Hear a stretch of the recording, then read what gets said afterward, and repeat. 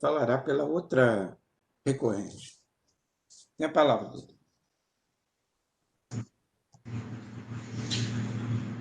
Bom, muito obrigado. Inicialmente, quero desejar um ótimo e feliz dia a todos.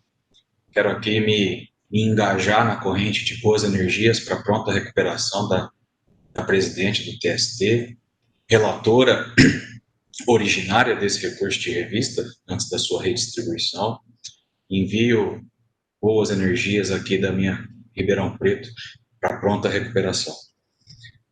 Quero saudar o egrégio Tribunal Superior do Trabalho, que faço na pessoa do ministro Márcio Eurico Vital, presidente dessa turma, cumprimentar a todas as autoridades presentes, ministro Brito Pereira, ministra Dora, doutora Cristiano Brasiliano, representando o Ministério Público, e realmente saudar também o meu colega, doutor Moser, pela explanação.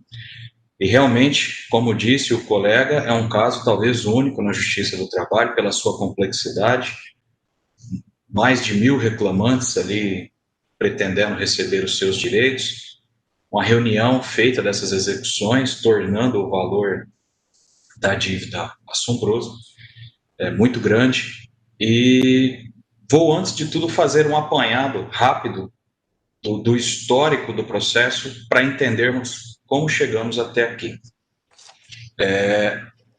Em especial, falo em nome da arrematante, a empresa Engie Clarion, que arrematou em asta pública um imóvel da matrícula 266 do cartório de registro de imóveis de São Simão, aqui no interior de São Paulo. Esse imóvel foi ofertado espontaneamente pelas executadas no ano de 2014. Em 15 de junho de 2015, a juíza responsável pela execução, entendendo que os valores dos bens ofertados espontaneamente, ainda que somados a um crédito existente em uma ação desapropriatória no estado do Mato Grosso, determinou a penhora e indisponibilidade de bens adicionais aos já ofertados pelas executadas. Essa decisão ocorreu no dia 15 de junho de 2015 e no dia 26 de junho de 2015 as executadas apresentaram os embargos do executado, sustentando o excesso de penhora. O argumento delas é: os bens ofertados espontaneamente já são suficientes para a garantia do juízo. Desconstitua a penhora e a indisponibilidade que foi determinada sobre os bens adicionais. Os embargos das executadas foram rejeitados e gerou o primeiro agravo de petição no dia 16 de setembro de 2015. Ou seja, o litígio nasceu a respeito da necessidade ou não de penhora e bloqueio dos bens adicionais. O bem arrematado pela recorrente em Clarion não faz parte dessa discussão e do litígio que nos trouxe até aqui. Portanto, em meados de 2015 surgiu o primeiro agravo de petição. E o processo de execução seguiu na primeira instância, com asta pública determinada para julho de 2016.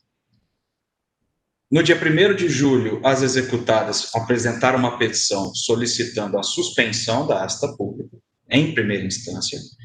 A juíza rejeitou a suspensão da asta pública, mantendo-a para a data designada, salvo engano, 27 de julho, porém, cautelarmente, disse: mantenho a asta pública dos bens, porém suspendo seus efeitos até que haja o trânsito em julgado do agravo de petição apresentado contra a decisão que rejeitou a suspensão da asta pública. Portanto, todo o contexto, 1.000 reclamantes de um lado para receber as suas verbas e as empresas de outro lado litigando, se defendendo para que os bens sejam preservados, não atingem a arrematante. O bem foi ofertado espontaneamente, a asta pública foi designada, o bem foi arrematado e já há decisão do colegiado do Egrégio Tribunal Regional do Trabalho da 15ª Região, dizendo a arrematação é válida, perfeita e acabada, com auto de arrematação devidamente assinado, e o litígio prossegue com relação aos bens adicionais, ao excesso de penhora. Repito, e peço escusas por ser repetitivo, o litígio, a discussão ainda posta aqui perante esse egrégio Tribunal Superior, refere-se aos bens adicionais, ao excesso de penhora, que não atinge os bens ofertados espontaneamente para garantir o juízo.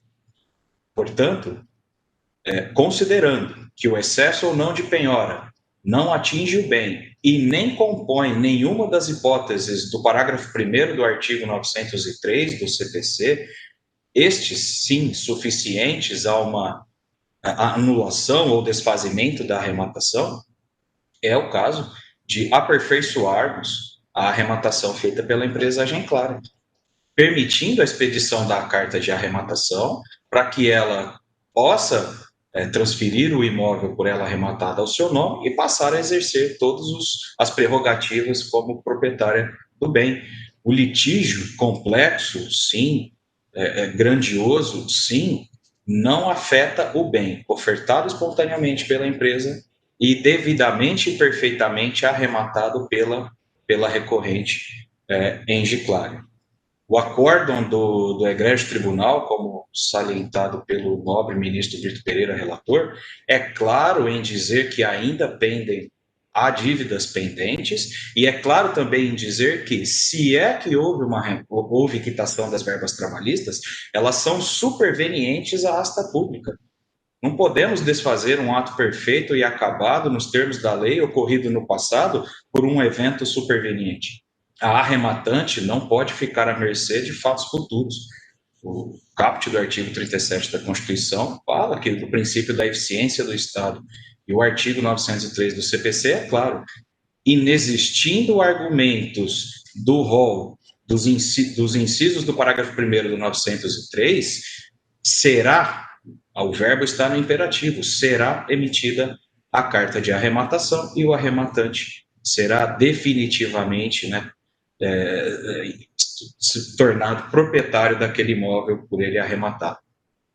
Além disso, desde 2016, a arrematante pagou integralmente o valor do imóvel que ela arrematou, valor próximo a 10 milhões de reais, e ainda se encontra sem a disponibilidade do bem, sem a disponibilidade do dinheiro, em função da decisão cautelar, com todo o nosso respeito à juíza de primeira instância, mas, reiterando aqui as singelas palavras que colocamos nos memoriais enviados aos nobres ministros, se lá, em meados de 2016, havia a presença de requisitos para a decisão cautelar, quais sejam o fumus boniuris ou periculum in mora, em razão do agravo de petição apresentado à segunda instância naquele momento, certamente hoje não existem mais.